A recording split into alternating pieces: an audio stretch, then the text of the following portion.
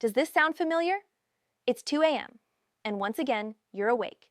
Not because of a dream, not because of a noise, but because your bladder is screaming at you to get up. Right now. You drag yourself out of bed, stumbling in the dark, praying you don't trip over something. And as you're standing there in the bathroom, barely awake, you feel that familiar wave of frustration wash over you. This is the third time tonight. You crawl back into bed, but now you're wide awake. Your mind is racing. Your partner is sleeping soundly next to you, completely unbothered. And you can't help but wonder, why me? Is this just what getting older means? Is this my life now? Many people believe so. They've resigned themselves to chronic exhaustion, to being afraid of the dark hallway, to never sleeping through the night again.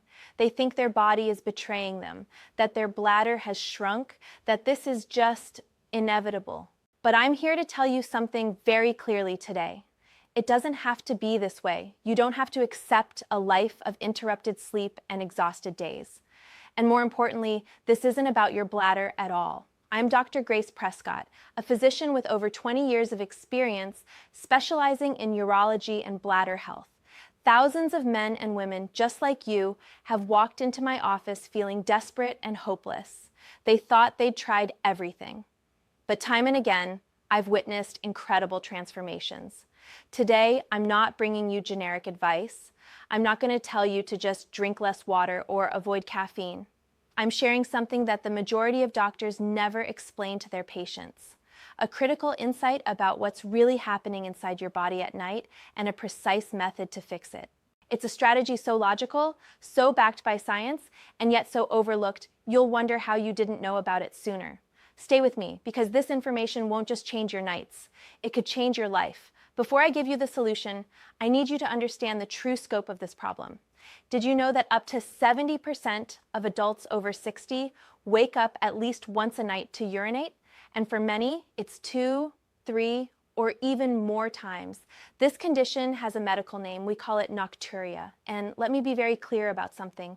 While it's common, it is not normal. It's not a harmless part of aging. It's a warning signal from your body, a siren blaring in the night. And the consequences of ignoring it are far more serious than most people realize. Stick with me to the end, because I'm going to reveal not just why this is happening to you, but the exact strategy we teach our patients to break this exhausting cycle. I promise, the final revelation could change your nights forever. We call nocturia a silent epidemic for a reason. People don't talk about it. They suffer in private, with shame, with resignation, with the belief that no one else understands. But in my office, I hear the real stories every single day. I hear from Michael, a 72-year-old grandfather who loved building intricate model ships and bottles, beautiful craftsmanship, but he had to stop because his hands trembled from lack of sleep. He couldn't hold the tiny pieces steady anymore. That hobby that brought him so much joy, that kept his mind sharp, gone. I hear from Susan, a 68-year-old retired teacher, beloved by her students, full of energy, until she fell one night on her way to the bathroom. She fractured her hip, one fracture, and suddenly her entire life changed. She lost her independence. She needed a walker. She became afraid to leave her house. These aren't just sad stories I'm sharing to tug at your heartstrings. These are harsh realities that happen every single day to people who think nighttime bathroom trips are just a minor inconvenience. The problem goes far, far beyond feeling tired. Let's talk plainly about the real dangers lurking behind these nightly interruptions. First, the risk of falls. Think about it. You're half asleep. The room is dark. Your balance is already compromised from being woken suddenly. The path to the bathroom becomes an obstacle course. A rug, a corner of furniture, a pet lying in the hallway. One misstep, and the consequences could be life-changing. For older adults especially, a hip fracture often marks the beginning of rapid physical and cognitive decline. Second, the devastating impact on your brain health. Deep sleep isn't a luxury, it's an absolute necessity for your brain to function. During deep sleep, your brain is literally cleaning house. It's consolidating memories, processing emotions, and flushing out toxic proteins that accumulate during the day. When your sleep is fragmented night after night after night, that cleanup process doesn't happen properly. The result? Brain fog, trouble concentrating, poor memory, difficulty learning new things, and over time, research shows a significantly higher risk of dementia and other neurodegenerative diseases. It's not age making you forgetful, it's the lack of quality, uninterrupted sleep. Third, the dangerous strain on your cardiovascular system. Every single time you wake up suddenly, your body releases stress hormones. Cortisol, adrenaline, your blood pressure spikes, your heart rate increases. If this is happening 3, 4, 5 times every night, you're subjecting your heart and blood vessels to constant, repeated stress. Multiple studies have linked severe nocturia to higher risk of hypertension, heart disease, and even stroke. Your heart is supposed to rest at night, but when you keep waking up, it never gets that chance. And finally, perhaps the most insidious consequence of all, the emotional and psychological toll. Chronic sleep deprivation literally steals your joy. It makes you irritable, anxious, it drains your motivation. It can lead to depression. You start avoiding social situations because you're too exhausted. You stop doing the activities you love because you just don't have the energy anymore. It pulls you away from your family, from your friends, from the things that make life meaningful. And worst of all, you stop feeling like yourself. You look in the mirror and wonder where the vibrant, energetic person you used to be has gone. So why does this happen as we age? Why does our body seem to turn against us at night? There are several physiological reasons, and understanding them is crucial to fixing the problem. First, your body produces less of a critical hormone called ADH, antidiuretic hormone, as you get older. Think of ADH as a messenger that tells your kidneys to slow down urine production while you sleep. It's like putting your kidney factory on night shift at a slower pace. But with less ADH, that factory keeps running at full speed, even at 2 in the morning. Second, bladder capacity can decrease with age. The muscles may become less elastic, but here's what most people don't realize. In the vast majority of nocturia cases, the bladder isn't actually the main problem. It's the kidneys producing too much urine at night. And third, something very few people know about, fluid redistribution. Throughout the day, especially if you're on your feet or sitting a lot, fluid naturally pools in your lower legs and ankles. You might notice some mild swelling by evening. That fluid doesn't just disappear when you go to bed. When you lie down, gravity is no longer holding it in your legs. It returns to your bloodstream. Your heart pumps it through your kidneys. Your kidneys filter it. And where does it end up? In your bladder, usually about 2 to 3 hours after you lie down. That's why so many people wake up at 1 or 2 a.m. like clockwork. It's not random. It's your leg fluid finally making its way to your bladder. Now that you understand the gravity of this problem and the science behind what's really happening, we're ready to debunk the common myths and build a real solution. Before I reveal the right strategy, we absolutely have to stop doing what's wrong. Most people, with the very best intentions, make critical mistakes that actually worsen their nocturia. Let's shatter the 3 most dangerous myths right now. Myth number 1. To avoid urinating at night, I should drink as little water as possible during the day. This is by far the most common mistake, and believe me, it's the most counterproductive thing you can do. On the surface, it seems perfectly logical, doesn't it? Less water in, less urine out. Simple math. But your body is not a simple water tank. When you dehydrate yourself during the day, your urine becomes extremely concentrated. Think of it like this. Concentrated urine is harsh. It's acidic. It's like pouring lemon juice on a small cut. That super concentrated urine irritates the lining of your bladder walls. It makes your bladder hypersensitive, sending urgent, go now signals even when it's not actually full. Your bladder becomes nervous, reactive, overly sensitive. Plus, when you're dehydrated all day, your body goes into conservation mode. Your kidneys hold on to every drop of fluid they can. Then, when you finally do drink something in the late afternoon or evening to quench that built-up thirst, your body tries to process all that liquid aggressively. And guess when it decides to do that? At night, when you're trying to sleep. Paradoxically, cruelly, drinking too little during the day often leads to more bathroom trips at night, not fewer. Myth number 2. The problem is, I have a small bladder. I've always been this way. I hear this constantly. People convinced that they were just born with a small bladder and there's nothing they can do about it. Look, while some people may have a smaller functional bladder capacity, in the vast majority of nocturia cases in adults, the issue isn't the size of the tank, it's the pace of the factory. As I explained, lower ADH production and that fluid returning from your legs are the real culprits. You could have the biggest, most spacious bladder in the world, but if your kidneys are producing urine at a rapid pace all night long, you're still going to wake up. Blaming a small bladder is a convenient excuse that keeps you stuck. It keeps you from addressing the root cause of the problem. And no, this is not something you just have to live with. Myth number 3. A glass of wine or a beer in the evening helps me relax and sleep better. It can't be that bad.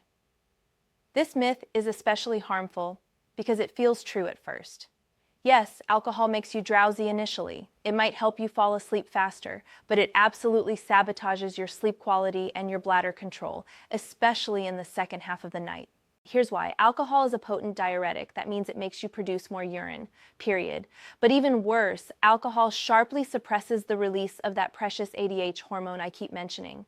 So when you have a drink or two before bed, you're creating a perfect storm. First, you're putting liquid into your body. Second, you're actively turning off the natural brake system your body uses to reduce nighttime urine production. It's the absolute worst combination. You're filling the tank and disabling the shutoff valve at the same time. On top of that, alcohol disrupts your sleep architecture. It prevents you from reaching deep, restorative sleep stages, and it often causes people to wake up in the middle of the night, right around the time when their bladder is also full from all that extra urine production.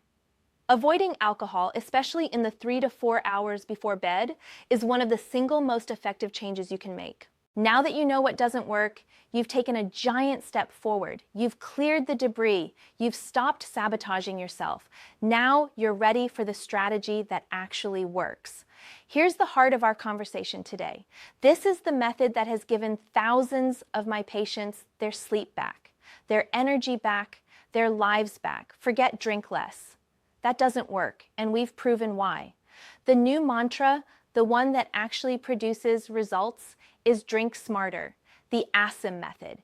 It's a 5-step strategy, easy to remember because it's an acronym. ASSIM stands for Adjust, Soften, Stop, Integrate, Manage.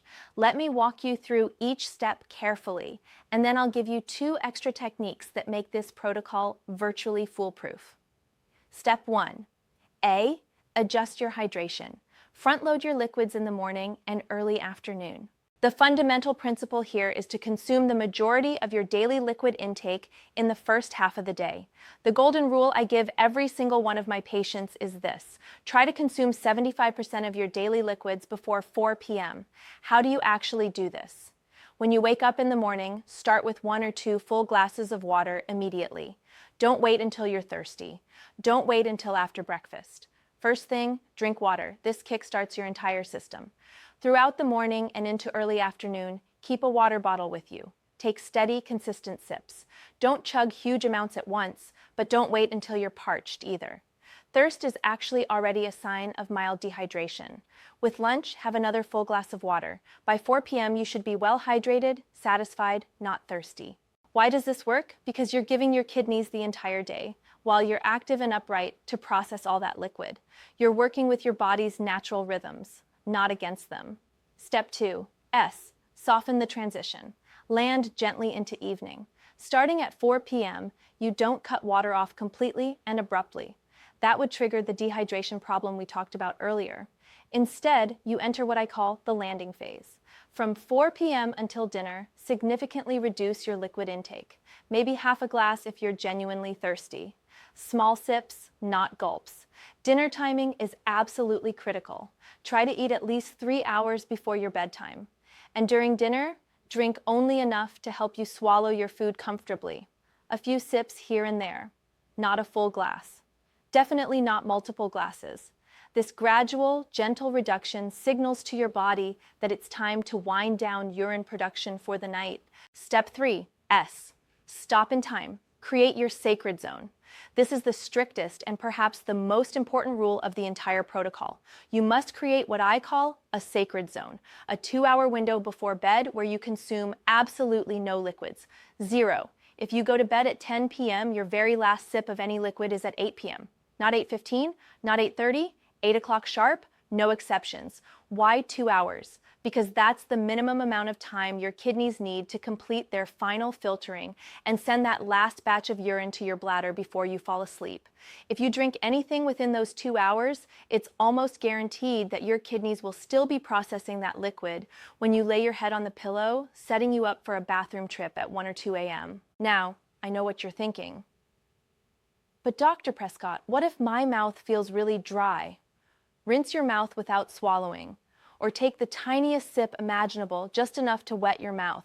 We're talking one mouthful, not a glass. This 2-hour sacred zone is non-negotiable. It's the foundation of everything. Step 4. Integrate electrolytes for better absorption. This is an advanced technique that helps your body use water more efficiently throughout the day. Proper hydration isn't just about the volume of water you drink. It's about how well your cells actually absorb and utilize that water. Electrolytes are the key. Sodium, potassium, magnesium. They help water cross cell membranes and stay where your body needs it, instead of just passing straight through to your bladder. Here's what I recommend. In your very first glass of water each morning, add just a small pinch of unrefined sea salt and a splash of fresh lemon juice. The salt provides sodium, which helps with water absorption. The lemon provides potassium and makes it taste pleasant. This simple addition can make your morning hydration significantly more effective, which means you'll feel less thirsty later in the afternoon and evening. Step 5. Manage your dinner strategically. What you eat for your last meal of the day is just as important as what you drink. Your dinner choices directly impact your bladder and kidney function overnight. Foods to absolutely avoid at dinner: anything spicy or highly acidic, because these irritate your bladder lining. Too much sugar or simple carbohydrates, which can increase urine production.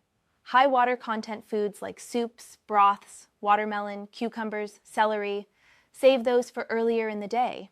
Also, avoid chocolate and any form of caffeine: coffee, tea, caffeinated sodas. These are powerful bladder stimulants. Instead, choose a dinner rich in lean protein and cooked vegetables: grilled chicken or fish, steamed broccoli, roasted carrots, maybe a small portion of quinoa or sweet potato. This type of meal keeps your blood sugar stable and doesn't overload your system with excess fluid or bladder irritants. There you have it. The complete ASSIM method. It's not magic. It's not a gimmick. It's applied physiology and common sense working together. Now, I promised you 2 extra techniques that take this protocol from good to exceptional. These are what I call the supporting strategies, the high-performance additions that maximize your results. Support technique 1, double voiding. Make absolutely sure your tank is empty. Have you ever gone to the bathroom right before bed and then 20 or 30 minutes later felt the urge again? It happens because you didn't fully empty your bladder the first time. There was still urine sitting in there. The double voiding technique solves this problem. It's simple but incredibly powerful. Right before you get into bed for the night, go to the bathroom, sit down on the toilet. Yes, men, you too. Sitting allows your pelvic floor muscles to fully relax, which permits more complete emptying than standing. Urinate normally. When you think you're finished, don't stand up yet. Wait 30 to 60 seconds. Just sit there. Relax. Take a breath. Now, lean forward slightly, putting a bit of gentle pressure on your lower abdomen, and try to urinate again. You'll be genuinely surprised at how often more urine comes out, sometimes quite a bit more. That little bit extra can be the exact difference between sleeping through the entire night and waking up at 3 a.m. Make this your nightly ritual. Support technique 2, the gravity elevator. Pre-drain your legs. Remember when I explained how fluid pools in your legs during the day and then redistributes to your bladder when you lie down at night? We can get ahead of that process with a brilliant, simple trick. 1 to 2 hours before your bedtime, while you're reading or watching television or just relaxing, elevate your legs above the level of your heart. Prop them up on pillows on the couch, or lie in bed with your legs elevated on a stack of cushions. This uses gravity to your advantage. It encourages that pooled fluid to leave your legs and return to circulation before you actually go to sleep for the night. Your kidneys process it, you eliminate it with your double voiding technique, and then your legs aren't draining into your bladder at 2 a.m. You're essentially milking your legs ahead of time so they don't ambush your bladder in the middle of the night. Additionally, wearing compression socks during the daytime helps prevent that fluid from pooling in your legs in the first place. Prevention at the source. Support technique 3.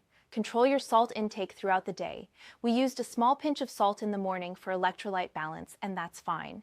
But consuming too much salt in your overall diet is absolutely terrible for nocturia. When you eat excessive amounts of salt, your body retains extra water to dilute that salt and maintain balance. You feel thirstier, so you drink more.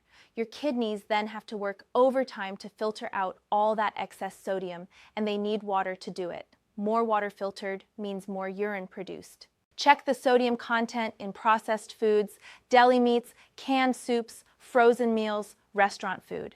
It's shockingly high. Cooking at home gives you control over exactly how much salt goes into your food. Reducing your overall sodium intake doesn't just help your bladder. It helps your blood pressure, your heart health, your kidney function, everything. We've covered so much ground together. We've unmasked nocturia not as a minor inconvenience, but as a legitimate threat to your health, your safety, and your quality of life. We've destroyed the myths that kept you trapped in this cycle. And I've given you the complete toolkit, the ASSIM method, and 3 powerful supporting techniques to take full control. I want to tell you about my patient Michael again, the grandfather who had to stop building his beloved model ships because his hands trembled from exhaustion. After implementing this exact protocol, just 2 weeks later, he called my office. His voice sounded different, stronger, lighter. "Dr. Prescott," he said, "last night I slept 7 hours straight, 7 continuous hours. I honestly didn't even remember what that felt like anymore.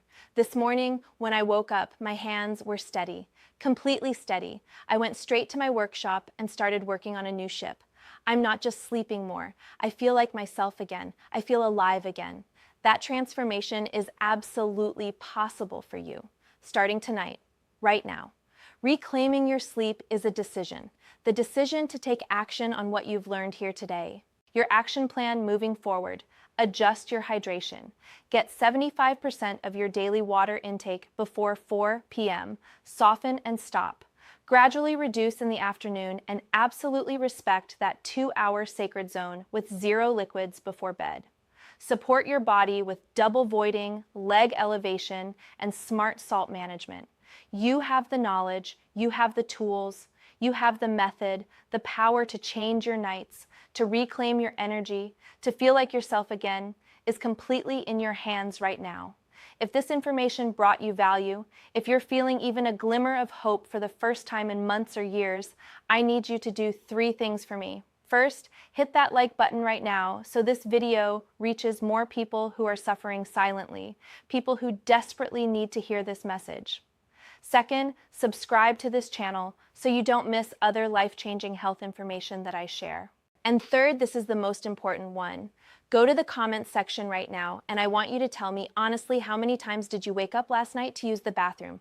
Just put your number, 1, 2, 3, 4, 5, whatever it is. There's absolutely no shame here, no judgment, just a community of people who understand exactly what you're going through. By writing that number down, you're taking the very first step toward change, and you're helping others realize they're not alone in this struggle. Thank you for your time. Thank you for your trust. Now go hydrate smartly, follow the ASSIM method, and prepare yourself for the best night of sleep you've had in years. You deserve it.